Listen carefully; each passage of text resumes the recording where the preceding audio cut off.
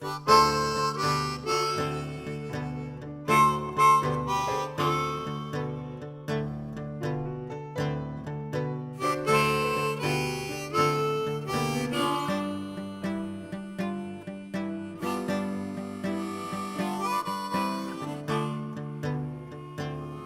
pas que j'avais besoin de le ressentir, mais de la manière dont je fais de la bande dessinée. C'est-à-dire la bande dessinée que j'aime bien, elle a toujours été liée à la vie, à ce qu'on fait, raconter une partie de ce qu'on fait, tout ça. Par exemple, quand j'étais plus jeune, les BD de Jeannot, je veux dire, même les BD de Marjorin racontaient un certain type de rock à la française qui était génialement pointu. Donc ce qui est en rapport. Et là, je sors d'une période où j'ai fait des bandes dessinées plus fun pour tout petits quand mes gamins étaient tout petits, pour plus grands quand ils étaient plus grands, pour ados quand ils étaient ados. Et là, cette année, c'est des jumeaux, ils ont 20 ans. Et d'un coup, ça fait, je dirais pas que ça a fait un choc terrible, mais ça tient de ce truc de dire, ben, ils s'envolent, ça, ils font leurs études aussi, ils s'envolent. Ça fait réfléchir à la différence, comment on était à 20 ans, comment ils sont. C'est pas pour comparer, c'est pas pour juger, mais... et c'est là que je me suis rendu compte que c'était quand même assez loin, c'était assez différent. Et qu'est-ce qu'on sait de nos parents et qu'est-ce qu'on sait de nos enfants? À partir du moment où ils ont 20 ans, secret total. Je veux dire, à la fois, c'est pas une bio au sens juste, oui, je vais vous raconter ma vie. Il y a quelque chose de plus simple que ça. C'est pas un testament parce que je compte bien passer à autre chose, justement, maintenant. C'est-à-dire, il y a eu une période où pendant très longtemps, avec Patricia, ce qui est le sujet du livre, on a commencé à prendre la route, on a fait la route. On faisait vraiment partie de cette génération, on a vraiment adoré aller se fricoter au Mexique, en Amérique centrale. Et on était plein. C'est pour ça que pendant longtemps, il n'y avait pas besoin de le raconter. Tout le monde se le racontait sur la place du marché en rentrant dans sa ville, le soir, près d'une cheminée.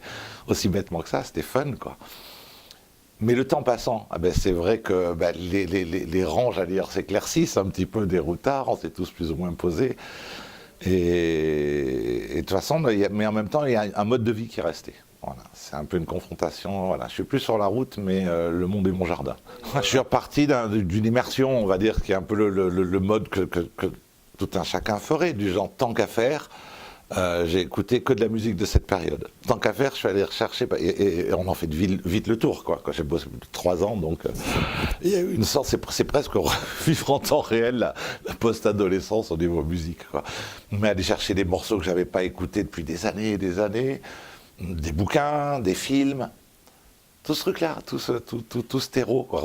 En profiter, se retourner des choses comme Alice's Restaurant, c'est un truc qu'on mentionne plus beaucoup, qui est un film avec Arlo Guthrie, mais en le revoyant, je me suis dit, oh, bon Dieu, mais c'est ça, c'est pour ça. Il y avait 2-3 films que j'ai vus dans un ciné-club ou avec des potes, ça nous a mis le coup de pied au cul, quoi. Une BD de Shelton par-dessus, et on y croit, quoi. Il y a des pays où il y a des zozos comme ça, on peut vivre comme eux, why not, essayons, trouvons la planque.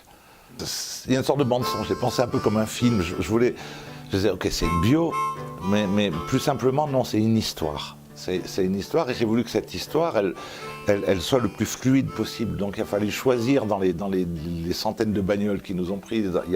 Il faut, en fin de compte, pour dire qu'on a dormi quasiment tous les soirs à la Belle Étoile, je ne veux pas le faire toutes les nuits, elles sont toutes différentes, mais c'est tout le même esprit. Donc en 4-5 allusions, on doit donner cette impression que tous les soirs ça va être cette même galère, tous les matins ça va se réveiller pareil. Donc il y avait un jeu de montage de film pour se dire qu'il faut que ce soit simple à suivre, qu'on y croit, qu'on soit dedans, que les gens soient dans nos baskets. J'avais envie de recréer cette ambiance qui était... et pour en revenir à la musique, moi le souvenir que j'en ai du premier voyage, c'est que, en fin de compte, c'était vraiment comme au cinéma, il manquait que la musique. Il manquait vraiment que la musique derrière, quand on marche dans la rue dans New York la première fois, il y avait un côté... il y avait un côté épique, mais évidemment, ma barbe blanche, je fais dire que c'est une époque où il n'y avait pas une seule casquette de baseball sur les 2 rives de la Seine, il n'y avait pas un seul restaurant de hamburgers. Donc il y avait encore un charme incroyable dans cet Americana. Tout est vrai, toutes les rencontres sont absolument vraies. Après, par rapport à la fin, il y a 2-3 trucs, on va dire que c'est une fiction, je ne veux pas aller en prison. Mais il y a 2-3 détails qui ont été changés sur la fin. Pourtant, toutes les anecdotes sont vraies. L'anecdote sur cette gamine enceinte est vraie, l'anecdote, tout ça c'est vrai. Et tous les personnages, et il y en avait d'autres, mais le seul truc a posteriori que je réalise, c'est qu'en fin de compte, j'ai pris des personnages qui ont beaucoup évidemment de caractères qui sont visuels. Et donc ça surcharge cette ambiance d'aventure. Parce qu'en réalité, je ne pouvais pas non plus consacrer 28 pages à l'ennui quand on est sur la route. Mais il y a des fois, il y a des tas de gens, c'est juste anodin, c'est juste... De toute façon, au bout d'un moment, le voyage, c'était vraiment les gens. Et je crois que c'était vraiment ça, quoi. C'est plus que les cartes postales, plus que... Même si on est passé au Grand Canyon, que je ne montre pas, je préférais sauver 2 pages de Grand Canyon pour faire un gros poster, pour mettre 2 petits haïkus avec... Voilà, avec des gens improbables. De temps en temps, ding, on fait résonner un petit peu plus un décor, ou sur une page ou 2, on remet la patate en découpage. Mais c'est comme en cinéma, quoi. Si on regarde bien en cinéma, il y a des films, ils pourraient être tournés dans un studio et tout le reste presque avec des bouts de trucs qu'on prendrait à droite à gauche de films de paysages. Donc parce qu'il y a l'œil carte postale qui n'est pas le regard le plus intéressant. Ouais, bon, ça va, il y a prescription, quoi, tu vois ce que je veux dire. Ouais, d'accord, je me suis défoncé la tête.